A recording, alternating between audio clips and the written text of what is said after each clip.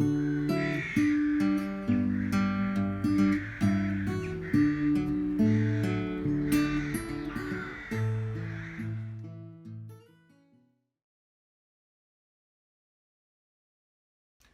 morning, welcome to the shed. Got another little Stanley plane restoration video for you today. This is a Stanley 220. I bought it on eBay. I can't remember how much I paid. I'll let you know a bit later on. It's in good nick. The Stanley 220 is basically a 110, Stanley 110, but with an adjuster for the blade. So you can adjust the depth of the blade using this nut here. It also has a lever for taking off the cap iron, so it's much easier to take it apart. You don't have to use a hammer basically. So yeah, pretty little thing. This one is black, so colour choice is easy. Black's my favourite colour for planes, so it's definitely going to be black. We'll give it a good old clean up. The sole itself is in a little bit of a state. It doesn't seem to be rough, but it's got a few scratches on it, but I think we can make sure it's flat. Yeah. One of my subscribers suggested that I use a chemical to remove some of the rust. Unfortunately, this one isn't very rusty, so I don't think I'll really need it. I don't know if it's a very good test. I'll try it on the wire wheel first, and if it looks like a bit of chemical would be a good idea, then I'll give it a go. He suggested vinegar and salt, or I've also got some rust remover gel, which I used on a previous video, the Stanley 4.5, which I'll link to up there. Very interesting that one was. That's over 110 years old. Yeah, it was in a right state, but I managed to get it back to good. Yeah, okay, that's great. Let's get over to the bench and we'll pull it apart and have a look at it. So this is the 220. Very easy to take apart. Undo this catch here, take out the cap iron, take out the blade. Didn't mention that that's in reasonable condition. This one's actually got some grooves cut into the back of the blade, and that is so you can give it a sort of a major adjustment using these steps on the back of the blade, and then use the knob to do your fine adjustments, as it were. Okay, knob comes off, screw comes out. This has like a sort of double thread on the knob. It has a large thread on the top, so it screws in and pulls the two together at the same time, which is a bit weird because you have to sort of adjust the correct pitch. Thinking about it, I decided I would try the vinegar and salt trick, as I had some pickling vinegar available.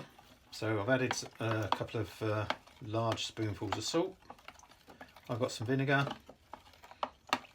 It's probably not the strongest vinegar because it's for pickling, but it's certainly cheapest. Okay, I'm going to plunge all the bits in there, even though, well, apart from the knob, even though there isn't, some of these are an alloy, so they won't actually be rusty.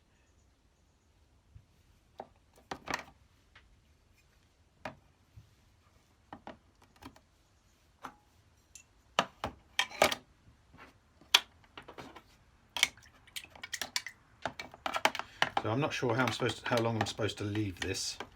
I shall go and have a cup of tea or coffee and look that up and come back to you in a short while. Oh, and the blade. See if that helps. As I say, it isn't that rusty, so it doesn't really need this, but it might help.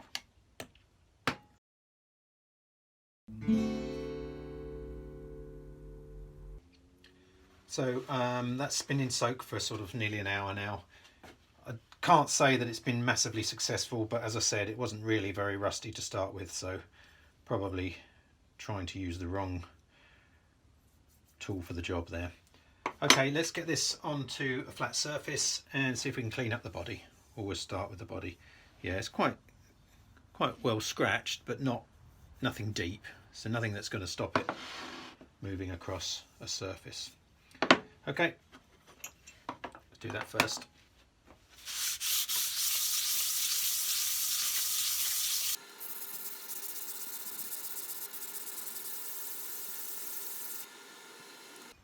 That will clean quite nicely. There are some deep scratches in there, but they don't affect the flatness. Also notice it does actually say made in USA on this one, which is probably a good thing. Just so you can see the difference, because sometimes it's hard to tell, you know, what sort of an improvement you've made. So that's an untouched side. That's the bottom, which I've cleaned up, a few scratches, and that's the side cleaned up. It is quite a bit different, and that only takes, I don't know, 5 minutes to do that side. And I'll probably give it a bit longer as well, just to go it super shiny. Okay, so I use a bit of 180 for the sides, so I'm not too worried about scratches on that. Then I've switched to a 400, and I use a 400 is the roughest I go on the sole of the plane.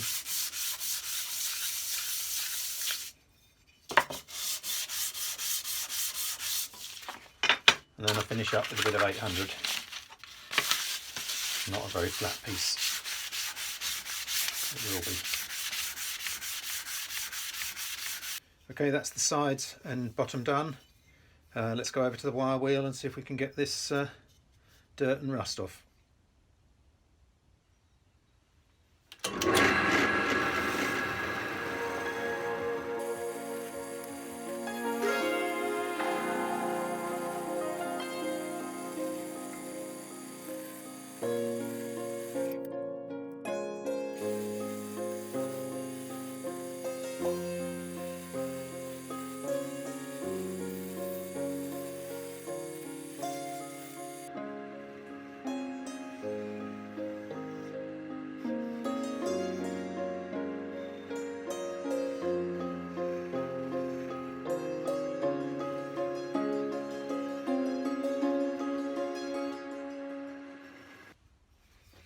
So that's the body done, comes up really nice.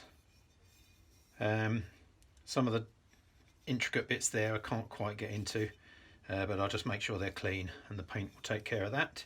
I'll give that a bit of a soapy wash before we paint it. Right, dirty job, someone's got to do it.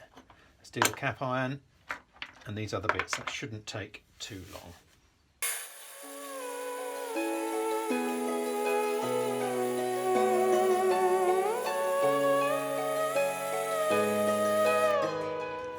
That's the blade done. That's come out very nicely this time.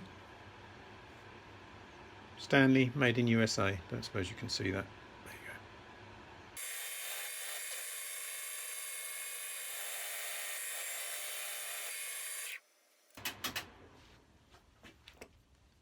This knob has been double stamped. I don't know if you can see that. Stanley. It's not like a rare coin that makes it worth a fortune. I don't think.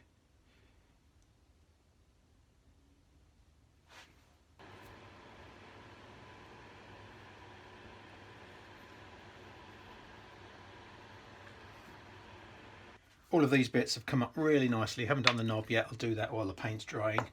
Yeah, the abrasive wheel that I got, the cheap one from Amazon, actually is doing a really good job, even though it's wearing out a bit quicker than the 3M one. Just if you haven't seen that video, I'll link up above where I do a sort of side-by-side test.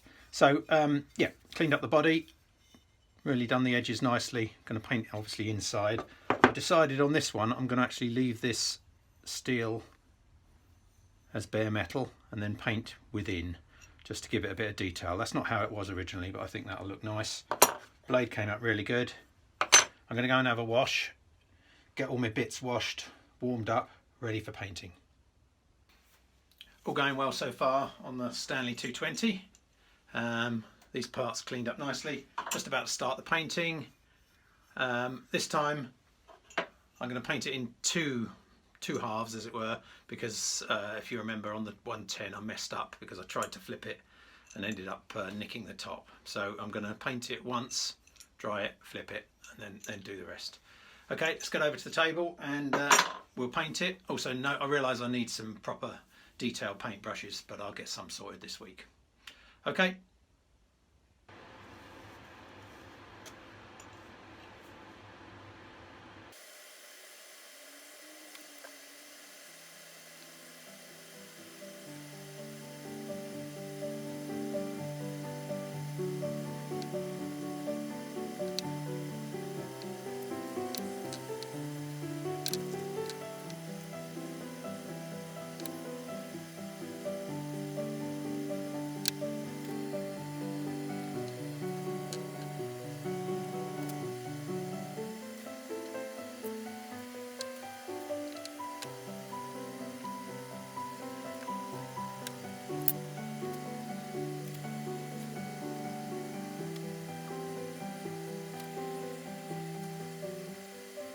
So that's the first stage done. I've got to flip that over and do the underside. I think one coat is probably going to be enough. I don't want to lay it on too thick. The detail looks really nice around there. Once it's dry, I'll show you a proper close-up. Okay, let's leave it for an hour. Come back. Okay, so it's a couple of days since I painted the Stanley 220 because I've been doing some other things. So yeah, it has turned out absolutely beautiful. It's the best one I've done so far. I don't know if that's because my skills are improving. Probably yes. I'm taking a bit more care. Another thing that I don't always tend to do, so I'm forcing myself to take my time and do it properly. I'll bring you over to the table in a moment and show you the bits, and then we'll assemble it and give it a test, but it actually is really, really looking nice. So these are the constituent parts. One thing I keep forgetting to do, I keep leaving the knob until the end, and really I should do that first because that's the bit that takes the longest to dry. So I've been dipping them in varnish. The varnish I've got takes, well, pretty much 48 hours to cure properly, so must remember to do that first. So that's now dry. Body's turned out really nice. I've sort of cleaned the edges, painted it black. It's now got a bit of dust on it, of course, but that's fine. And the piece I'm really happy about is this lever cap. So I painted the inner part and then left the metal as bare metal, as a sort of detail piece. That isn't how it was originally. It was painted all over. But I think that looks really nice. Okay, let's assemble it. The metal part's cleaned up really good as well. So this one has like a screw, double screw. So one piece of screw picks up the adjuster and one piece goes into the body of the plane. Both working the same way, so they kind of work against each other. Well, not exactly against, but they pull towards each other. Okay, the blade has some grooves in the back, which you can sort of basically set it. I've already put the screw in. It's bevel up. You can set it to one of the grooves that's nearest to where you want it and adjust accordingly. Lock in the lever cap. Screw on the knob. Not going to go crazy on that. There you go. That is a lovely looking little plane. Very happy with that. Turned out really nice. Yeah, I'd buy another one of those if I saw it. So yeah, to adjust the blade, you actually are supposed to release the lever. So once you've got that adjusted to your liking, you can tighten up. Shouldn't really adjust it apparently with it in the fixed position, but you can actually just loosen the screws slightly, do your adjustments and then tighten up the screw. That keeps it parallel. That's what I found anyway. Okay, let's go over to a piece of wood and give it a test. I've spent a few minutes getting this set up nicely, and I'd have to say it is a lovely, lovely little plane. Look at these shavings.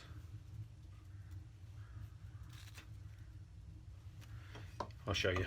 I'm using it left-handed, but I'm sure it'll be fine.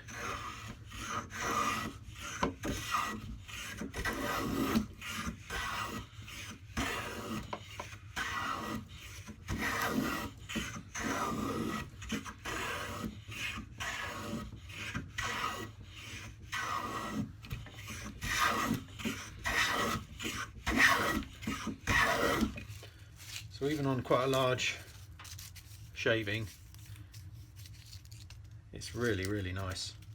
I think it might be because my technique at sharpening is getting better and better, so I'll probably have to revisit all my other planes and resharpen. But that is absolutely lovely.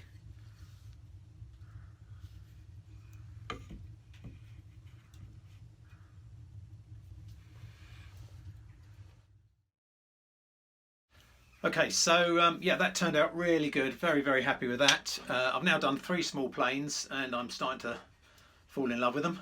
I'll do a picture of all 3 in a minute, just so that you can see them all. My skills are definitely improving. Just looking at the first one I did, which was the 110. It's okay, but you know, the knob's a bit crinkly. And then the 130, which was the second one I did, turned out nice. Was really happy with that one. But very, very happy with the 220. So I've kind of got a little set now. Not that I need more than one, but you know, You can't have too many, can you? But that one has turned out absolutely beautiful. Really happy with that, and it works fantastic. Sweet as anything it is. You could just pretty much just have that in your toolbox and do pretty much anything. So yeah, very, very happy with that. So what's next? I am building a bench, but I haven't started that yet, so I'm not sure what I'm going to do in the middle. I bought this on eBay, which is a Lewin combination plough plane. It's aluminium, but it's actually got quite a bit of weight to it. The problem with it is the problem is it's missing some blades. So the guy that I bought it from, I contacted him because I bought it cheap on eBay. The guy that was selling it, I contacted him, and he's still got to finish doing a house clearance, which he can't do because of lockdown, and he's got 2 more sheds to clear. So there's a good chance the blades are in there, so he's given me first refusal on those if they do turn up. So I don't know whether to start it or wait for the blades. I probably will start it just because it needs sorting out. So that would be quite a good one. Yeah, that's it really. Thanks very much for watching. See you soon.